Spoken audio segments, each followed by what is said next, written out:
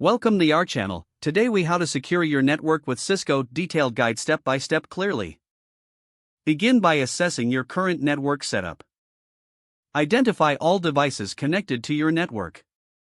Establish a baseline of your network traffic. Log into your Cisco router or switch using a web interface or command line interface. Change the default login credentials to strengthen security. Enable network encryption protocols such as WPA3 for wireless networks. Implement VLANs to segment your network traffic. Create access control lists to restrict device access based on IP addresses. Regularly update the firmware of your Cisco devices to patch vulnerabilities. Enable logging features on your devices to monitor network activity. Configure port security to limit access to specific devices based on MAC addresses. Set up quality of service (QoS) to prioritize critical network traffic.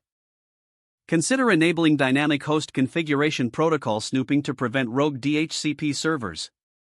Utilize network access control to enforce security policies on devices attempting to connect. Regularly conduct security audits to identify potential weaknesses in your network. Create a network diagram to document your setup and identify changes over time. Educate your team about network security best practices and policies. Develop an incident response plan in case of network breaches. Schedule periodic reviews of your network security settings to ensure compliance and effectiveness. If the page does not load, refresh the browser or try again in a private or incognito window. Make sure you are using the correct email address, then retype it carefully to avoid small typos. If your password is not accepted, use the reset option and create a new strong password you can remember. Check your spam folder for verification or security emails, then complete any requested confirmation steps. Enable two-factor authentication if available to improve account security and reduce unauthorized access risk. After signing in, review your profile details so your contact information and settings are accurate and current.